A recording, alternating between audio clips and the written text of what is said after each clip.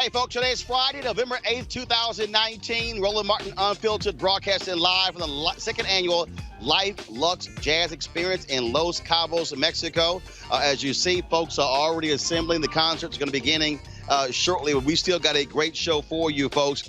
Former New York Mayor Michael Bloomberg looks like he may be jumping into the Democratic race. What the hell is he doing? I'm going to explain to you why this is a horrible idea and why I don't think he's actually going to do it. Also on today's show, a new report shows that Maryland has a larger black prison population than any other state. Also, a white restaurant manager who kept a black man with a disability enslaved for more than 20 years is headed to prison. What the hell? Also, Howard University football coach Ron Prince has been placed on administrative leave for abusive behavior. And a recent Washington Post op-ed questions Mayor Pete Buttigieg's claim that black people won't vote for him because he's homophobic. That actually was from a focus group. Is this a real thing or not? Folks, we got a packed show for you. It's time to bring the funk on Roland Martin Unfiltered. Let's go. He's got it. Whatever the miss, he's on it. Whatever it is, he's got the scoop, the fact, the find. And when it breaks, he's right on time and it's rolling. Best believe he's knowing.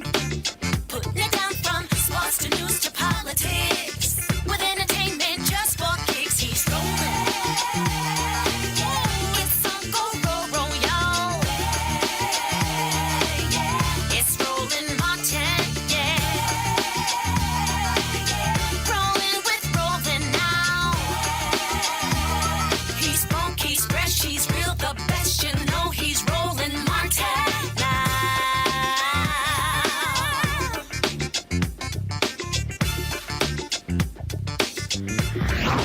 Martin. Hey, folks, Roland Martin here, broadcasting live from the second annual Luxe Jazz Experience in Los Cabos, Mexico. I'm going to step aside right here, and so you'll see, folks, all of the different folks out here, they are assembling. It is an absolutely gorgeous, gorgeous day here in Los Cabos, Mexico. And a number of 14 different acts are going to be performing. Gerald Albright, Kirk Whalum, Donnie McClurkin, Incognito. Mark Curry, of course, is going to be the host of this whole deal. And so it's going to be a fantastic weekend. All the concerts will be live streamed on GFNTV.com.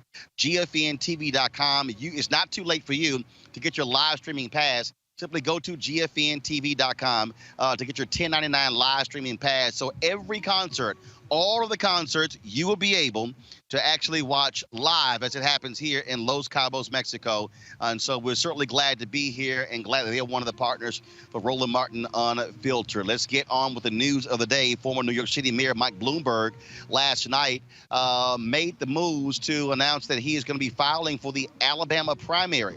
Of course, Bloomberg has been back and forth, worth $52 billion. Apparently, he thinks that Vice President Joe Biden is fading, which is why he is jumping into the race. Really doesn't make much sense as far as I'm concerned. Let's go to my panel. Misha Cross, she is political commentator, Democratic strategist. Joseph Williams, senior editor, U.S. News and World Report. Also, Derek Holly, host of Reaching America On Demand podcast. Joseph, I want to start with you. I've long said that Michael Bloomberg is the Mario Cuomo of politics. Anybody out there who has any level of history remembers that Mario Cuomo toyed with the idea of higher office, running for president. Then, of course, he toyed with President Bill Clinton when Bill Clinton was going to nominate him to the U.S. Supreme Court. There was an airplane sitting on the tarmac, decided late, no, he's not going to do it. That's Mike Bloomberg. He's going to do something, then he's not. Then it's like, well, will he get in? Will he not? This, to me, is too late in the game. The reality is to have him jump in right now, it's not going to make a damn difference. Look, Tom Steyer, a billionaire, got in. He's still polling at 1%. Joseph, what say you? Well, just what we need. Another billionaire from New York running for the idea on its face is just kind of ridiculous to me because we're not in that position right now. We've already got a billionaire. People are not receptive to this sort of idea. Steyer's polling in the basement.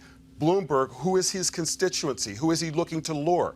Not to mention the fact that if he goes down to South Carolina, I guarantee you people are going to bring up stop and frisk. People are going to bring up some of the other initiatives that he had that were hostile towards blacks and browns in New York. He was the law and order guy. And I saw him at the convention in Philly in 2016. He sounded like he needed to be in Cleveland at the RNC because he was talking about all the things that the Democratic Party didn't need to do. And among those were kind of appeasing or going soft and nominating somebody like Hillary Clinton. He said the only reason why he was there was because he was her friend, and that's the reason why he was able to diss everybody else. I think it's a bad idea.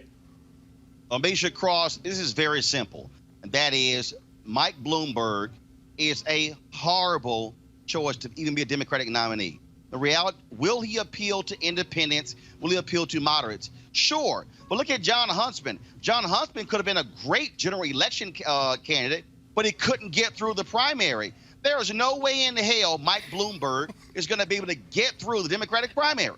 It's more than just the primaries, because it's going to be extremely hard for him to break through the rules to actually get on the debate stage. At the end of the day, you have to have a certain level of approval among various polls, and right now he's not doing that well. And I think that part of that is because the American public is used to him toying with, well, I'm going to get in and I'm not going to get in. He's done it about 4 times at this point, and through various elections. And I think that people are kind of tired of that. Also, more and more voters are pushing against this whole this idea of billionaires basically taking it all and ruling this country. And to have somebody else decide that this is what they're going to do, and to your point earlier, I think that part of the angst is also that he doesn't necessarily appear as a Democrat. And with a party that continues to grow more and more progressive, that moves away from the center to a certain extent, it's going to be a lot harder for someone who is like him, who I would probably argue is right of moderate at this point, to actually break through and have policies that make sense to a party that is trying to be more inclusive, that is trying to push forward in a lot of the policy and economic issues that we've seen create real hurdles for people across this country. Derek Holly, let's be real clear. First of all, Donald Trump is not a billionaire. Let's just be real clear with that. He's not. Okay. Here's what I appreciate, though, about Republican billionaires. What they focus on is what they do. And that is, you take Sheldon Adelson. Sheldon Adelson every year goes, you know what? I'm going to spend $100 to $200 million every 4 years to elect a Republican. That's what Adelson does. The Koch brothers, that's what they do. Tom Steyer is wasting not great. He's a billionaire. He's wasting $100 million. He's going nowhere. Mike Bloomberg, wasting money. So the reality is this here. Those two could have a much larger impact on this race if Bloomberg says, I'm going to drop $100 million on PACs and also to drive turnout in critical places. Steyer says, I'm going to drop $100 million. That's $200 million alone that's separate from what the candidate's going to raise. That's how he should be spending his money, not running for a president, which is a joke. I agree with you that it's probably too late in the game for him to get into it right now. For all the reasons that everyone has talked about. But at the same time, the Democratic candidates right now, he feels like they're just not meeting the expectations of the voters or the Democratic Party. So, again, I don't think it's the right time for him right now, but someone needs to step up from the Democratic Party to take the lead. And right now it doesn't appear that Joe Biden's going to be it. And with Elizabeth Warren and her policies, I don't think she's going to win the nomination either.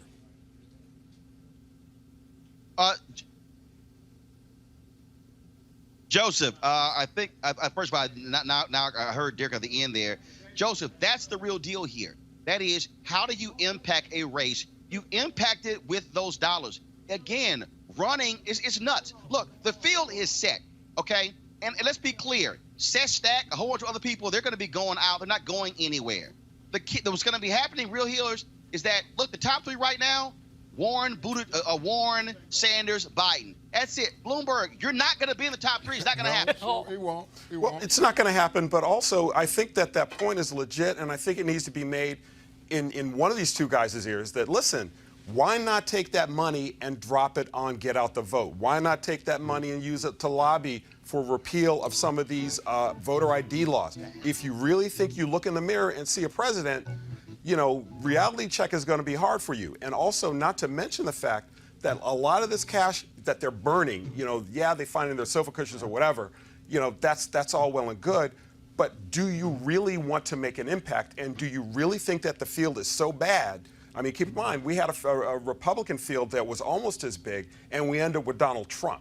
I mean, and there were some very less reactionary people who ran in that primary, and we still ended up with somebody who was to the far right. So if the field is there, and if the field is set, and also keep in mind that the primary is where you test these ideas. And if they go someplace, that's fine. If they don't, that's fine too. But to have a set field and try to disrupt that field because of an ego trip, I don't think that's a very wise use of money, especially when we're... Could he possibly be the alternative or that moderate that the Democratic Party needs right now? Because that's what Joe Biden... that's what Joe Biden was supposed to be. If Bloomberg wanted to be helpful, he would help to funnel some of this funding to people who are running for Congress in some of these heated and contested seats. One of the reasons that we have Robin Kelly in my district in Illinois is because of the funding of Mike Bloomberg. We have to be certain that we are consistently fighting to protect a lot of the legislation that we're working towards, that Congress has worked towards, that has not been made law through the Senate. And it would help to have some of these millionaires be able to fund those types of policies. Well, and Bloomberg is a moderate Republican. I mean, he's not a moderate Democrat. Again, I heard his speech, and it was remarkable that this dude was talking at the DNC. It was very much a law and order platform. Guys, hold on 1 second. Remember, Mike Bloomberg's money made a huge difference in Virginia for those gun control candidates. Again, that's where it makes sense. But this whole idea is that save a billionaire comes along. And let's also be real honest. We haven't talked about Derek. I want to go to you first. Okay. The real deal is these billionaires. Oh, lost him. Lost you, baby.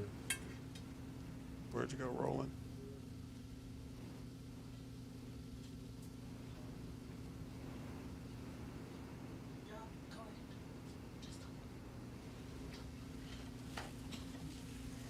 Well, the billionaires are going to look after their... I think his point is the billionaires are going to look after their own.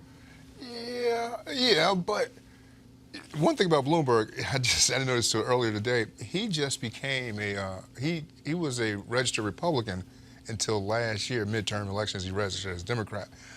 But I think right now, it's just as late in the game for him, but there has to be a middle ground with one of these candidates, because right now... But you don't think Klobuchar's in the middle ground? I agree with you. Klobuchar's in the middle ground? Yeah, this tells us more about the race than it does Bloomberg jumping in, because there are a lot of people who feel as though we don't necessarily have the moderate candidate who can win. But then we have another debatable point with we're seeing these huge fractions within the Democratic Party in and of itself, where you have these people who are left of the left, and you have these people who are trying to stay moderate. Then you have people who know that certain candidates aren't going to be able to get that diverse vote out, and they're not exciting people. So I think that does leave room for folks who may be on the fence, who have the type of money to jump in, to think, hey, I could jump in and disrupt this. But why do you think he's doing this? I mean, does he really look in the mirror and see a president? I think he does. But I'm just looking at the field of candidates right now. No, but are they a president? Are either one of them the president? Yeah, but even apart from that, right? Take the field and put it aside, right? What about Mike Bloomberg makes him a president? Beto looked in the mirror and thought that he was going to be one. So I'm not going to say that it's not something that, people think of that probably don't have a snowball's chance in hell. But this guy has been on the fence about this 4 different times at this point. But did Donald Trump look himself in the mirror and say, I want to be president? Absolutely he did. Okay, so to Bloomberg, to his point, he looks himself in the mirror, I can do this. I mean... Talk about the soft bigotry of low expectations. I mean... And I think that goes to your point, too. If we've seen another millionaire, whatever his financial status is, go through this point who didn't have any ounce of the political experience or the acumen that Mayor Bloomberg does, then why not throw your hat in, especially when you feel like the field is to a certain extent wide open, because he's watching the polls. He's watching the fact that people aren't necessarily resonating 100% behind any candidate right now. I would argue part of that is because it's really early. Yeah, I was going to say, it's the primary. I mean, we haven't had the first vote cast yet. We haven't had the Iowa caucuses yet. I mean, yeah, if he was going to run, he could have started way back when, because we knew pretty much who was running. I think he assumed that Biden would have a much stronger resonance than everybody did. He would have a much stronger resonance. No, I don't think everybody did. I think Biden is... He did. It was. I was just reading one of the article in the Post just a few minutes ago. He felt like that Biden would have been a solid candidate, but he's been sliding. For who? But that's kind of... I mean, Biden is 0 for 2, right? Yeah. Biden is 0 for 2. I'm with you. I mean, and he flamed out he flamed out after Iowa in 2008, and he flamed out before Iowa in 2018. But we can't deny that there are people who felt like he was heir apparent. And heir apparent to that throne means that, he carried the Obama legacy and he was going to have a certain amount of people who backed him by the sheer basis of carrying the Obama legacy. And I don't think that that was a false estimation. What we're seeing is that, performance-wise, your performance still matters. And I do think that, we do have to say something about it being early. And after Iowa, we're going to see some things shift for people who thought that they were doing really well, who might not be doing really well. Right, a la Beto. Yeah. Kamala. Yeah. Corey. But do you take anything from the fact that all the candidates of color are polling in the single digits and can't get money? Is that like a thing? Absolutely. I think there's something to be said about that, and I know that we probably have a lot to say about it, but we do also have to take a break. There you go.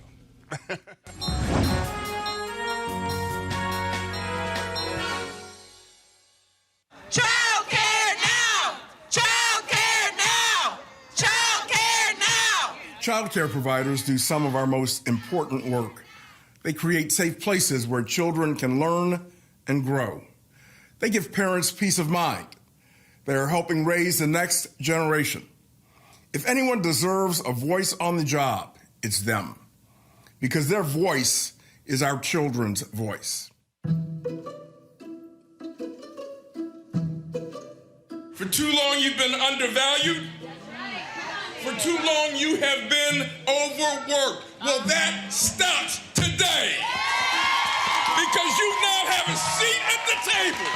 In California, after 15 years of struggle and setbacks, it's finally happening.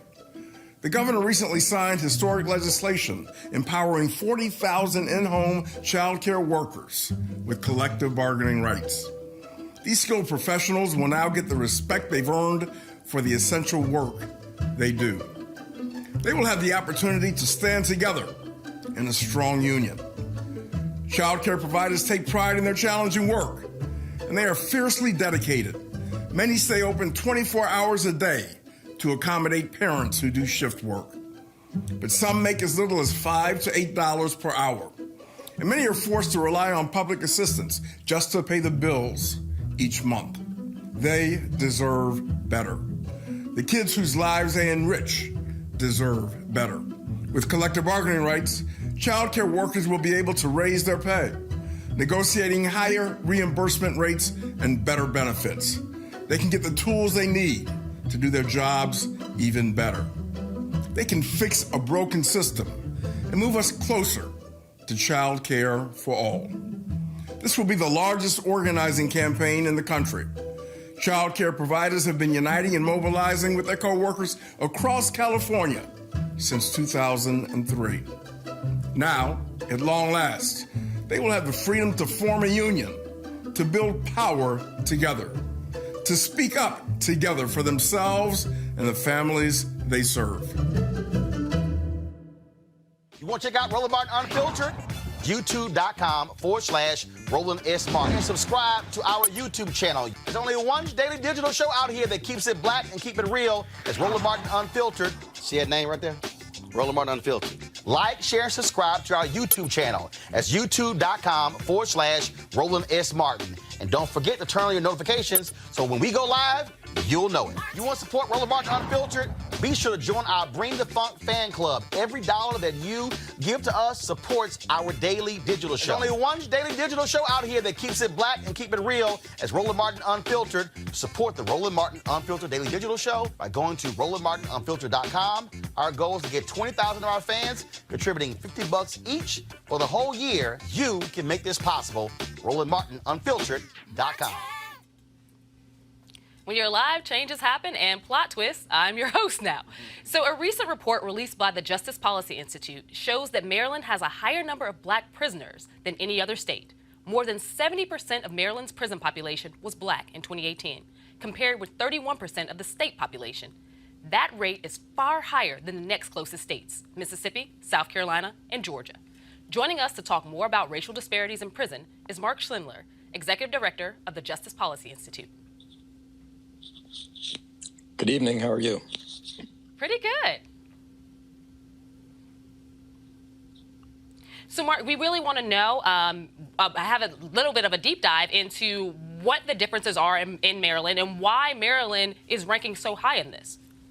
Sure, it's a good question. So we looked at a couple things. As you noted at the outset, we looked at the overall prison population in Maryland and found that it has the highest percentage of African Americans in the prison compared to the overall population in the state related to any other state in the country. As you said, leads both Mississippi, South Carolina, Georgia.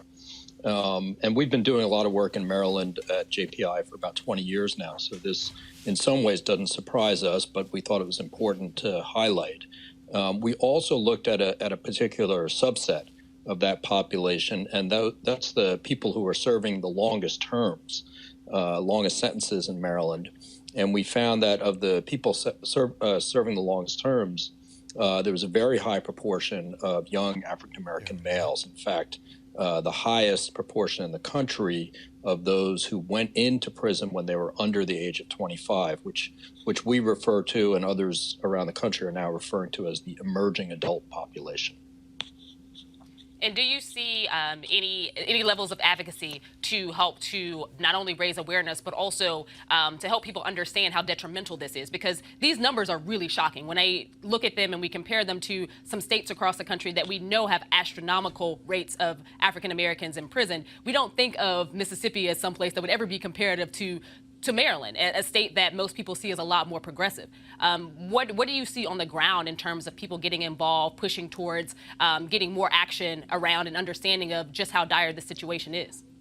Yeah, that's a terrific question. And you're right. Maryland is viewed and views itself as quite a progressive state. So to see these types of racial disparities should be quite concerning, I think, for people in the state. And there's been a lot of advocacy going on for quite a number of years in Maryland on a whole range of issues in the justice system. That includes trying to reduce the use of cash bail in the pretrial system to the other end of the system, looking at trying to safely release older folks who are incarcerated in Maryland's prisons. Right now, tonight, as we sit here, there's almost 1,000 people over the age of 60 in Maryland's prisons, and over 3,500 who are over the age of 50, right? And these are people who pose very, very low risk to public safety, but cost an extraordinary amount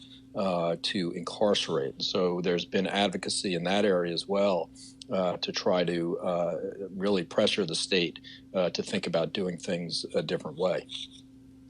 As we move forward in criminal justice advocacy and watching organizations at the national level as well as in various states move towards pretrial prevention and a lot of bail reform and issues of that matter, do you think that it will reduce some of this prison population? I think it absolutely can if we're serious about it, right? And so there are plenty of examples, and a little known fact in this country is that the population of young people in juvenile facilities across the country has decreased more than 50% over the last 12 years or so. So there's been very drastic reductions in the number of young people who are confined. Still, there needs to be further reductions, but there are lessons learned on the juvenile justice side that we believe can be applied to what's going on in the adult criminal justice system, and we should be able to reduce the number of people who are incarcerated quite substantially. Mark, Derek Holly, I'm a resident of Maryland. I have a 17-year-old son who's in high school. He's a junior in high school. And we just recently had a conversation with him a couple of days ago just about he's starting to drive and what to do and what he shouldn't do when he's pulled over by the police. In the study that you guys just found, was there any particular reason or any type of conviction that stood out more that had our young black males incarcerated in Maryland more so than any place else? That's a really good question, and I feel for you having to have that conversation with your son. Not necessarily in this report, but we've done a lot of research more broadly, both in Maryland and nationally, that looks at those issues of how people of color, particularly African Americans, are treated differently in the system. In this report, what we saw is that young black males under the age of 25 are disparately incarcerated to extremely long terms. And so in some ways, as I just mentioned, Maryland has a very high number of what we refer to as the geriatric population in prison. And when we think about the prison population, geriatric is anybody over the age of 50. So I would be considered geriatric because I'm over the age of 50. But the reason that age is used is because we see that people age quite quickly when they're incarcerated. So Maryland has a very high number of 50, 60, 70. In fact, it was even just reported this week by the Baltimore Sun that there's 5 people in Maryland's prisons who are over the age of 80, clearly posing no public safety threat at all. And what we are advocating for is really to think about how we can best use resources, right? So there's these very high number of older people who don't need to be incarcerated but cost a lot. If we can safely reduce those number of people, take those savings and do a better job with young people in the criminal justice system, not through incarceration, right, but through making more investments in being able to supervise them in the community and provide opportunities and supports in the community, we can have much better outcomes, much safer communities at lower cost. And so there are things that we can do that would prevent these young people from going in for quite long terms. Because what we're seeing is these young people who go in for long terms, in Maryland, they become the geriatric population, right, because they're serving very lengthy sentences. Well, Mark, Joe Williams, I have a question as well. I mean, what sort of crimes are they being incarcerated for, number one? And number two, how did we get here? Yeah, that's a great question. You know, the crimes that we're looking at actually are fairly serious crimes, right? So they are assaultive type behavior, whether that's robbery or more serious, where you would get up to 10 years or more. So we're not talking about the least serious crimes. That said, and it's very important, we've done work in this area, sort of delving more deeply. What's really important when we think about how we respond to violence in our communities is we have to look at the risk that a person poses looking forward in terms of the behavior and other risk factors. And we shouldn't measure that just by the offense, right? What we typically do is we assign a set of years to an offense and we don't look any further. It doesn't mean that people shouldn't be held accountable, and doesn't mean that punishment to some degree is not appropriate. And we also have to be mindful that there's been somebody harmed in many of these cases. But what's happened is our system has gotten so out of whack, right? It used to be years ago that a sentence of 10, 15, or 20 years was considered quite a long time. Now we have sentences of 30, 40, 50 years and more, which are being considered normal. Right, so we've really changed what's considered normal in our justice system, and we would suggest the reason that's been allowed to happen is because these sentences are being posed disproportionately on people of color. I would suggest that if most of the people who were incarcerated for long periods of time in Maryland look like me, white people, that we wouldn't have these very long sentences. We would figure out another way to do it that wouldn't result in people being incarcerated so long. Thanks, Mark. And we are running short on time, but I did have one question that I'm hopeful that you can answer quickly. It's going to be related to risk assessment tools. Obviously, you know what risk assessment tools are, but for our audience, risk assessment tools help to set the basis of how criminals are actually viewed and whether or not they should be released into the public. In many cases, these tools have been used and have been cited as being used incorrectly and have weighed more heavily on African Americans than they have on other populations. What do you think is the effect that the risk assessment tools in Maryland have had in terms of increasing this prison population? Yeah, it's an excellent question, and one that we need to look at much more closely. There's no question that risk assessment tools have been found, not all of them, but can be found to be racially biased, and when used incorrectly can absolutely exacerbate the disparate impact on people of color, particularly African Americans. What needs to happen, it doesn't mean that we shouldn't have risk assessment as part of the decision making within our system, but it should be just one data point, right? It should be just one piece of information that is considered, and we have to be very careful that the information that's used for risk assessment is not biased in terms of the racial impact. And that is something challenging to do, but we have to do the hard work to do it. Make sure that we're checking about how things are being applied. At the end of the day, the decision should be made by human beings, not by risk instruments, but it is information that at least should be considered. Absolutely, and thanks so much, Mark. My pleasure. Thanks for having me. According to a press release from the Justice Department, Bobby Paul Edwards received a 10-year prison sentence after he pleaded guilty to 1 count of forced labor. Edwards, the owner of J&J Cafeteria in Conway, South Carolina, forced John Christopher Smith to work extensive hours at the restaurant. Prosecutors said that Edwards would subject Smith to physical and emotional abuse when the victim made a mistake or failed to work fast enough, and he would beat him with belts, fists, pots, and pans at times. Edwards was also ordered to pay $272,952,000 in restitution to Smith, who is mentally challenged.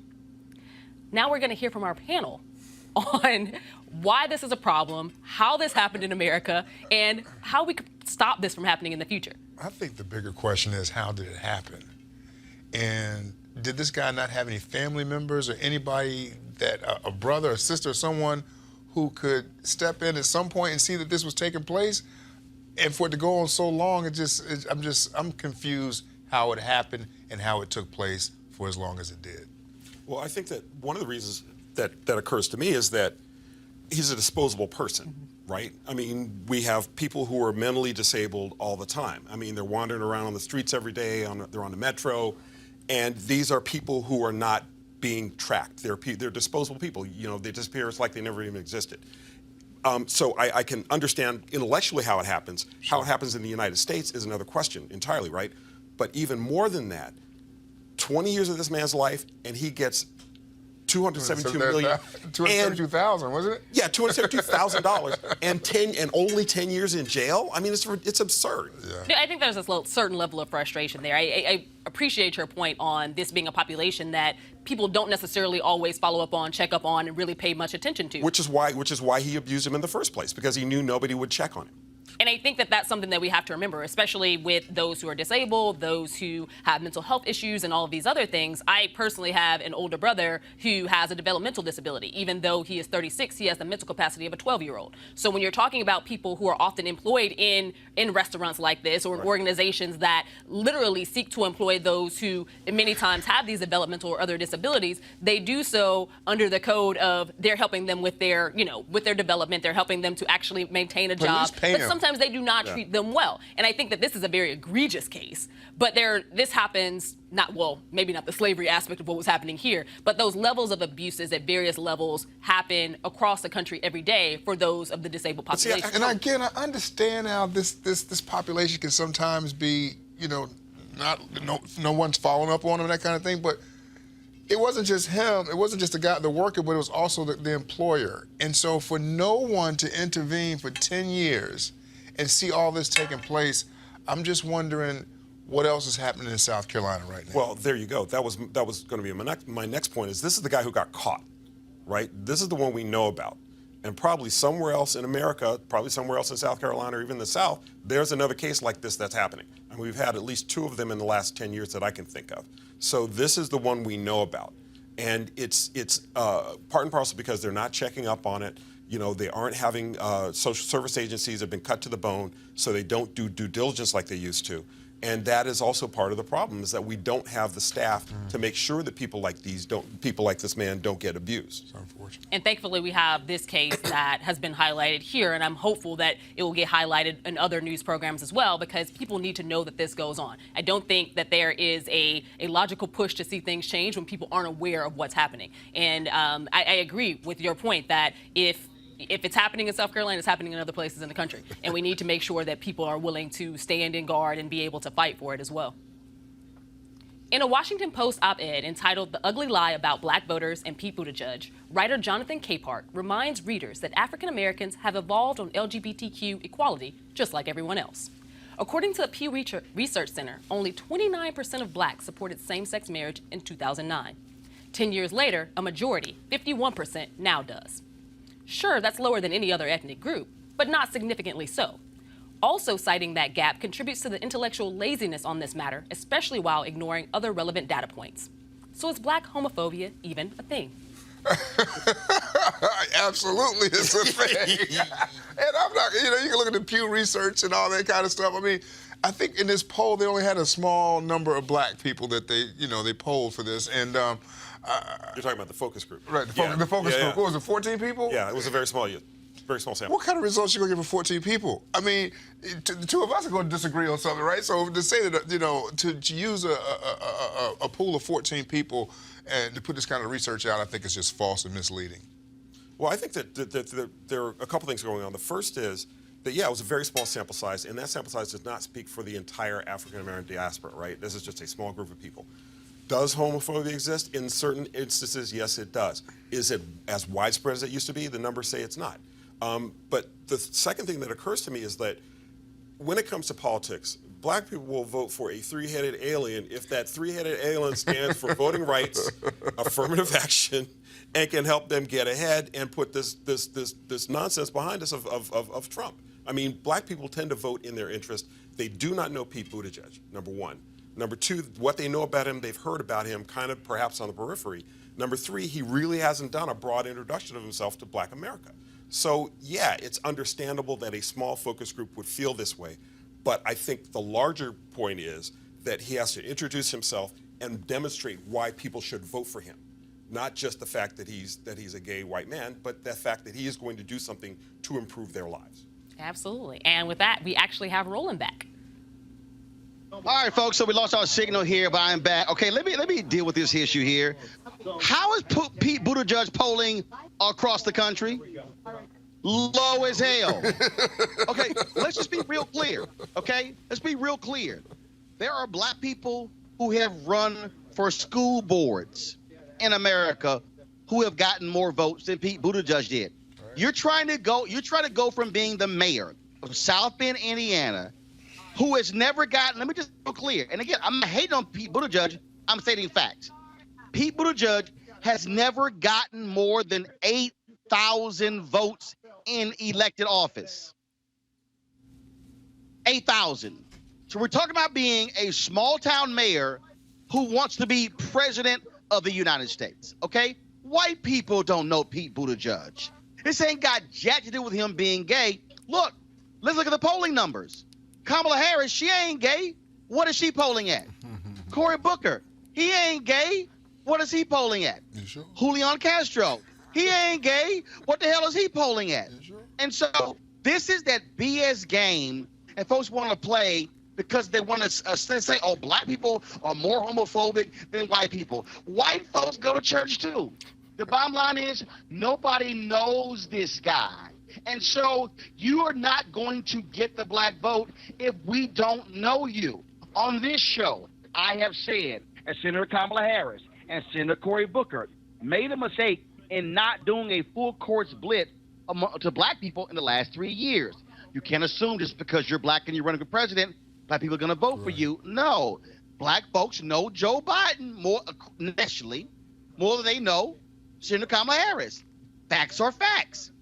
And so this is the silliness that we play. And black people need to say to white people, these white media reporters, you're not going to sit here and try to frame us this way. That's BS, Joseph. It's BS. Well, it is, but it's also standard operating procedure, right? I mean, when has this not been the case? That there has been a candidate that has gotten a buzz or has been slightly different, but you go to black people and they either collectively shrug but because they don't know who this person is, or they gravitate to somebody who they do, and it's, I remember stories about Barack Obama. Is he black enough for black people? Well, because they didn't know him. So I think that to your point about the fact that he hasn't introduced himself to America writ large, I think that plays a large role in here. And it's also very easy to vilify African Americans for things or project onto black people some things that even white people are feeling.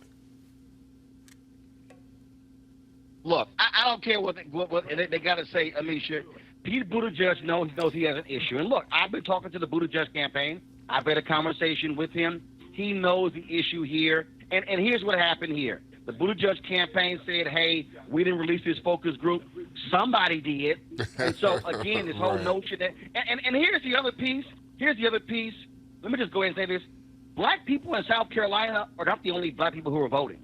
Okay, yes, it's a critical state, but how is he polling among black people in Maryland, in Georgia, in North Carolina? And so what we have to do is to tell people, you're not going to play this game with us, trying to saddle black folks as more homophobic than anybody else. The reality is, guess what? It was a whole bunch of white folks who didn't support same-sex marriage. Let's just be real, okay? As simple as that. So, Amisha, he knows he's got some damn work to do. No, I think that that's absolutely correct. And I love the point that you made about Cory Booker and Kamala Harris, who also are not necessarily polling that strongly in a demographic that is their own. But I think that for Mayor Pete, there's something else here. As somebody who created the Douglas plan, which I personally think is a great plan, he hasn't necessarily marketed and been able to campaign on it in the black community in the way that he should have. When you create a campaign initiative specific towards black people, economic development, educational infrastructure, housing supports, healthcare, you should have an infrastructure around how you're going to talk about that to black people. I think that one of the hardest things that his campaign is now facing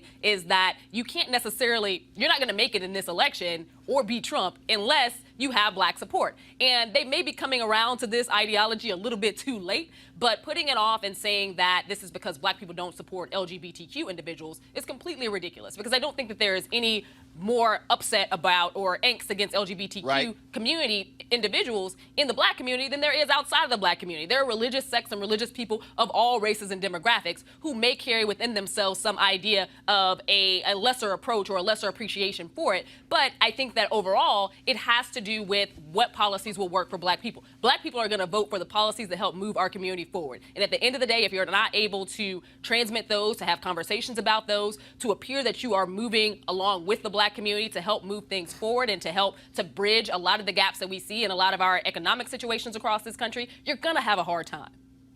Black people will Okay, now, hold on. Let me introduce another topic that we have seen take place this week, and that is all of these folks on social media saying there's this erasure happening with Senator Kamala Harris.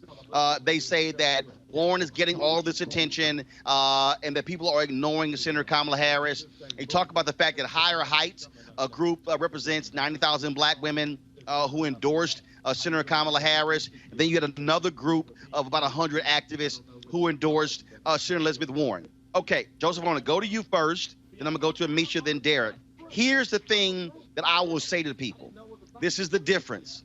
The group that endorsed Senator Warren is a group of 100 activists who are active on social media. Even though a larger group, Higher Heights, endorsed Senator Kamala Harris, that was their board of directors. What should have happened with the rollout is that Higher Heights should have said to all of their members, we are endorsing Senator Kamala Harris, flood the zone talking about Senator Kamala Harris. And so I think people need to, people all of a sudden talk about erasure, but look, the Senator Harris's campaign has been up and down. It's been like a roller coaster, whereas Warren has been steadily building. And so, look, the responsibility to maximize attention with your endorsements ain't on the people on social media.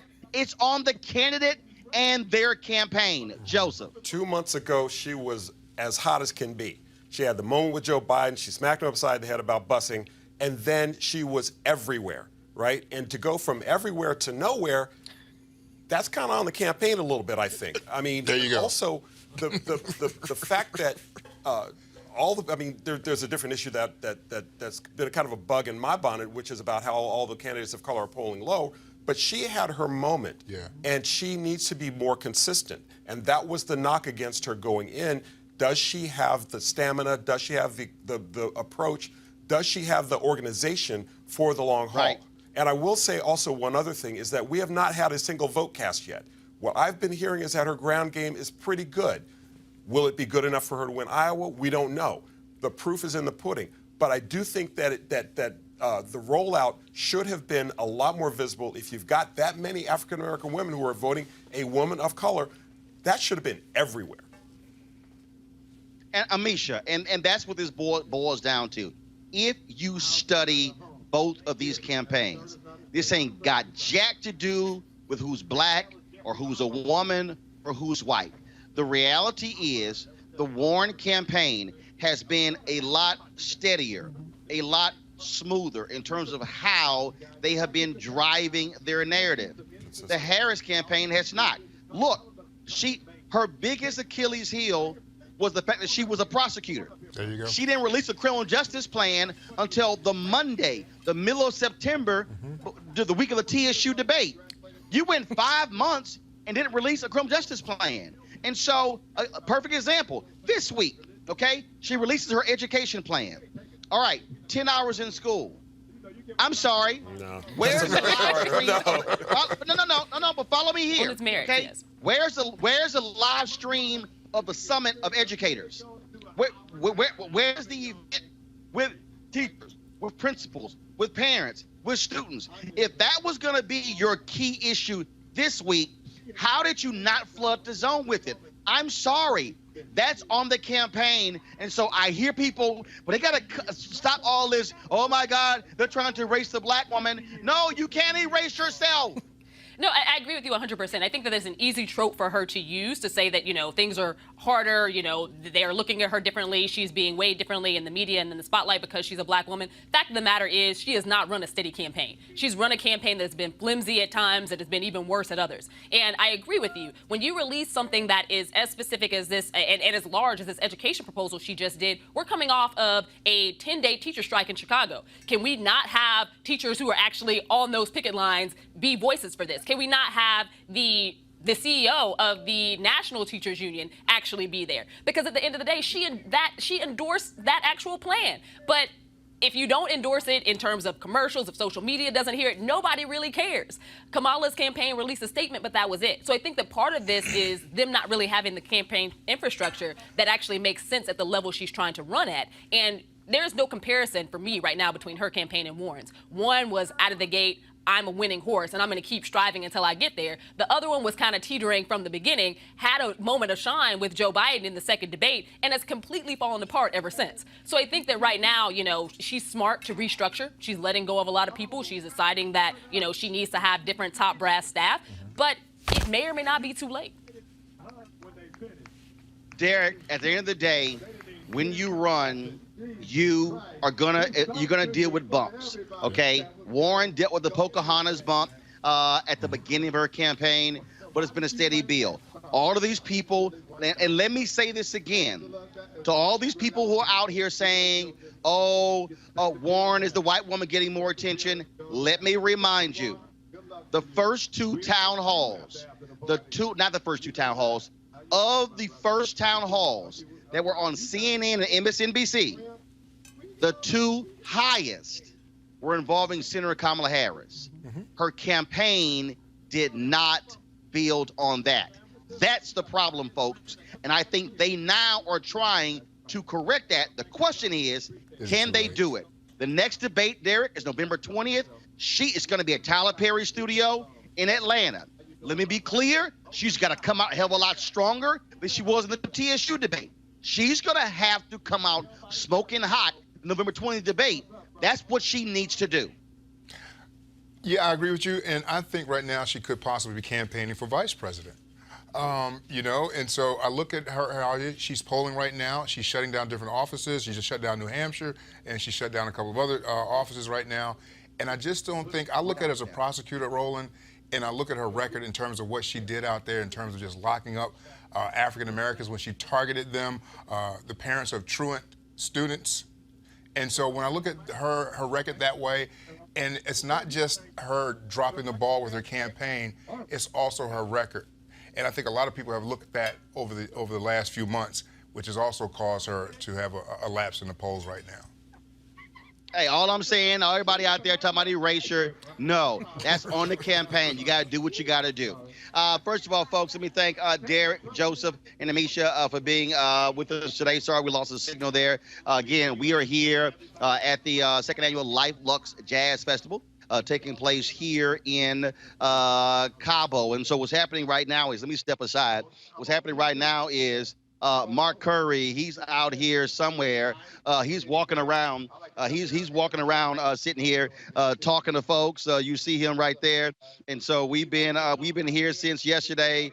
I'm gonna zoom in, Mark, right here, so you see what he's doing. But again, folks, we got a great audience out here.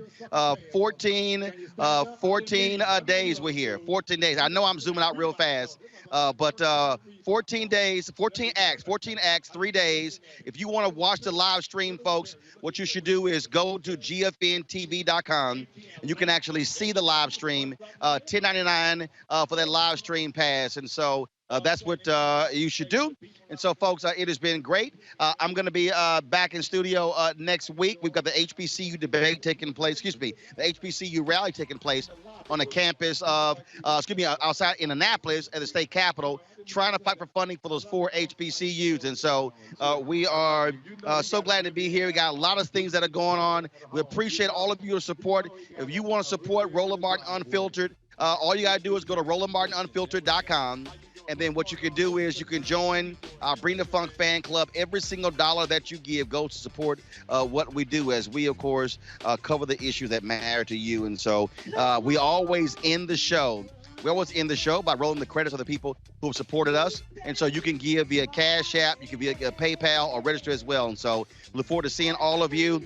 And so I'm going to go enjoy the concert here with all of our people. We're going to have a good time. And so thank you so very much. Again, gfntv.com. Watch the live stream. So I got to go. Y'all have an absolutely fabulous weekend. This is an early birthday present for me. I turned 51 on November 14th, so we're about to go have some fun here. And so y'all take care. Have a great one. Peace. No. Holla.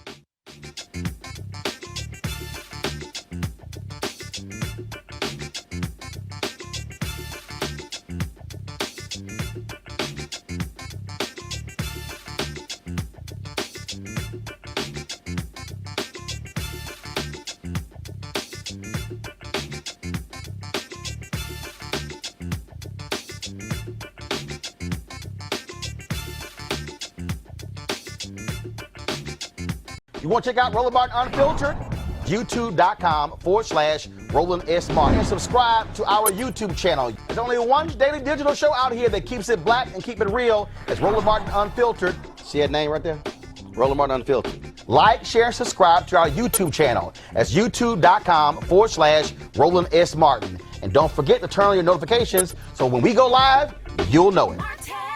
You want to support Roland Martin Unfiltered? Be sure to join our Bring the Funk fan club. Every dollar that you give to us supports our daily digital show. There's only one daily digital show out here that keeps it black and keep it real. It's Roland Martin Unfiltered. Support the Roland Martin Unfiltered daily digital show by going to RolandMartinUnfiltered.com. Our goal is to get 20,000 of our fans contributing $50 each for the whole year. You can make this possible. RolandMartinUnfiltered.com.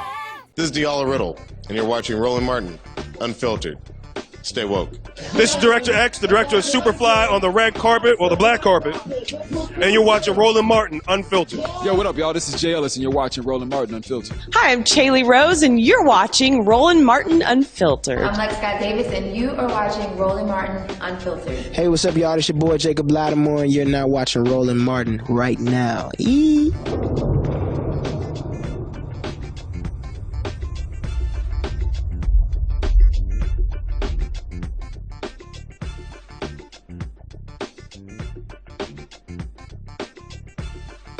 Hey fam, want to check out Roland Martin Unfiltered? The blackest show on all of digital, cable, and broadcast. Check out our audio podcast.